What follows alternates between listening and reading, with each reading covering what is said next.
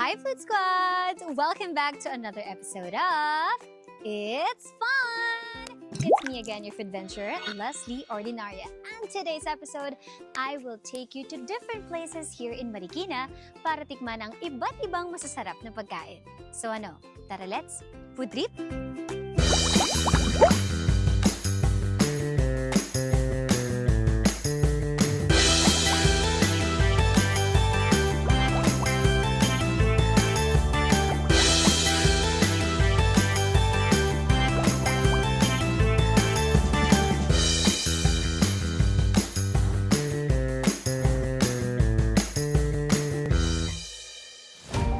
Syudad ng Marikina ay hindi lamang kilala sa sapatos, kundi pati na rin sa mayamang kasaysayan nito. Noong panahon ng kolonyalismo ng bansang Espanya, ang Marikina ay isang mahalagang bayan pagdating sa trade at agriculture. Dahil sa lokasyon nitong malapit sa ilog, madaling nakakapag-transport ng mga produkto noon. Pero mas sumikat ito nang pumasok ang shoe industry na sinimula ni Don Laureano Guevara, na siyang nagbigay daan para makilala ang Marikina bilang shoe capital of the Philippines. Habang tumatagal, from a simple town, naging isa na itong progressive city na kilala sa disiplina, malinis na kalye, at proud local culture. Kaya talagang masasabi natin, ang Marikina hindi lang pang style, kundi pang kasaysayan din. Naimbag ang bigat, Food Squad! Craving for authentic Ilocano cuisine? Well, no worries! Dahil dito sa Marikina, pwede ka nang makatikim ng authentic Ilocano taste. So, ano pang hinihintay natin? Mga tayon!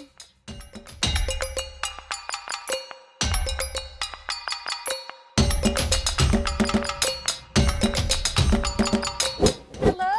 Kasama po natin ngayon si Ma'am Rosette. Ito'y 2017 pa po, ano? Nag-start kami noong year 2017, take-out lang and free delivery sa mga kakilala. Oh. Pero unfortunately, nag-close din kami after 2 years. And then, eventually yan, pag-isipan namin na mag-open ulit last year. So that's January 2025. Wow, fresh start. Yes. Ayun. Bakit naman po Ilocano food? Ilocano po ba kayo? Yes, I'm a genuine Ilocana. Wow. And my both parents are born and raised in Lawag, Ilocos Norte. Ayun. Kaya naman pala masarap magluto. Excited na akong tikman ng kanilang Ilocos Empanada, pero bago yan, let's have some quick trivia. Ilocos empanadas are not your typical baked Spanish empanada. Dahil dito sa atin, level up ang pagiging distinctive. Ang iconic orange color nito ay galing sa anato na hinalo sa rice flour dough para sa extra crispiness.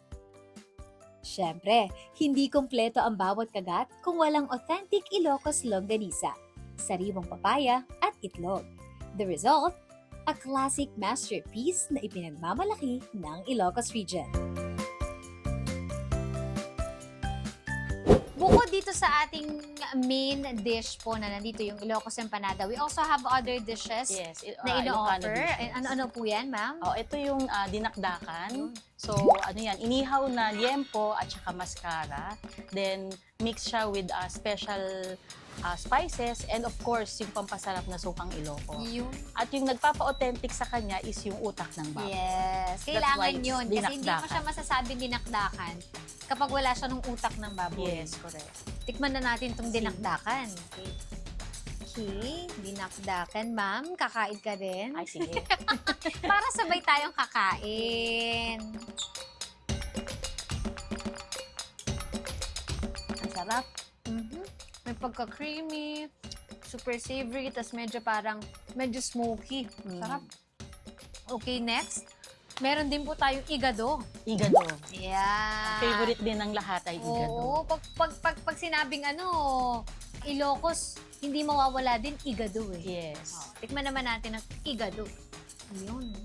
So, yan ito naman po ay stewed pork lomo with liver. Sabay kami ni Ma'am, kakain kami ng igado.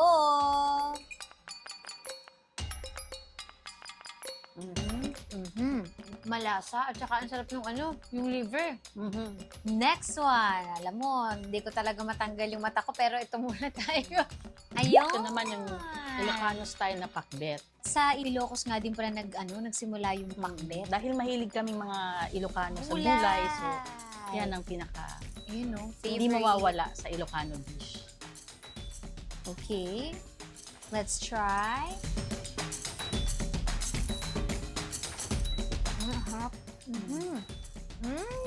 So ginagamitan namin yan ng bagoong naman.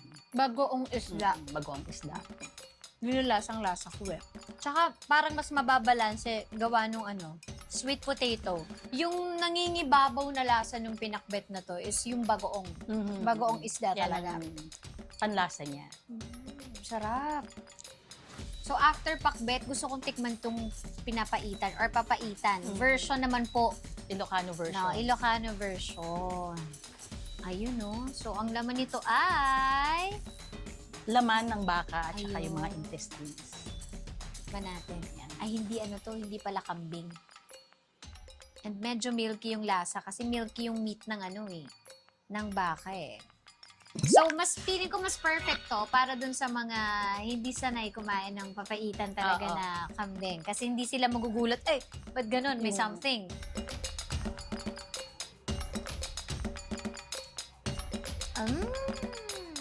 May asim, may konting-konting pait. Tsaka yung milkiness nung baka natin. So, hindi ka magugulat na, parang may something hindi. So, mas mas beginner-friendly pag Yes. gustong mag-try ng papaitan.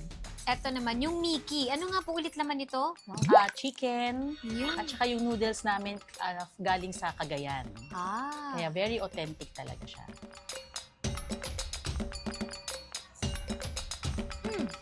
Ayun. Mas balanse yung lasa kapag may konting asuka. Tapos pag mahilig ka sa maanghang, mas okay din may konting chili. Kaya parang chili oil ba? Yun. Parang naging beef mami na. Eto na, moment of truth. Parang talagang ako'y pine-prepare para dito. Kaya pala hindi ako makahanap-hanap ng ng bibilhan ng empanada. Dito ko naman pala matatagpuan ang empanada. Yun. Tikman na natin. We have here po, actually iba-iba pong variety po Yes, ng empanada. Ano-ano po ba yung nyo? Meron Ino-offer? tayong sa mga hindi kumakain ng meat, yung veggie. Meron naman yung puro meat lang, so all meat, Meat lover. meat lover. And then, yung classic empanada natin na may longganisa at saka itlog. Tikman na natin. Ito ay bagong init. So, Kaya ba? medyo mainit siya. Ayun. Ayun, naririnig nyo ba yun? Ay! Sanan! Empanada! Ma'am, kaya mo ba itong kamayin? Hindi. Mainit. Mainit. Etong Kaya edge, ba? hindi. Yung edge po, Okay. hindi masyado. Sige, tapos. Yan ang bango. Tikman natin na yon. Sabayan ko na rin. Lalagyan natin ng sukang Iloco, of course. Hindi ka, ayun o. Ang sarap. Are you ready? Because I'm ready. First bite, kayo na yan. Ang init.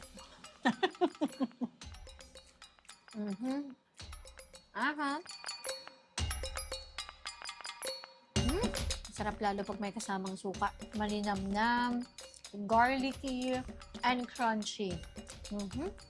At lalagyan ng ketchup. Sabi masarap daw yun, so itatry ko. Dami kong alam.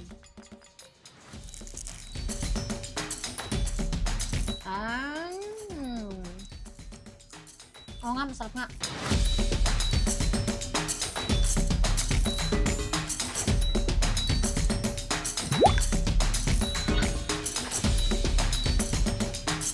Thank you so much, Ma'am Rosette, for welcoming us at syempre for serving talagang authentic Ilocano dishes. Hopefully, mas marami pa ang makatikim at mapa-craving satisfied. Yun, no? Okay. Syempre, hindi pa po dito nagtatapos, kaya please, stay with us until the end of the program. Magbabalik pa ang It's Fun! Mula sa Ilocos, dadalhin naman namin kayo sa bansang China. No plane ticket needed. Dahil one bite is all it takes. Sa pagbabalik yan ng It's Fun! Pag narinig mo yan, yung nag-sizzle yan, minsan, may Very time na sobrang soft. mausok, sobrang init ng plate talaga. Bango.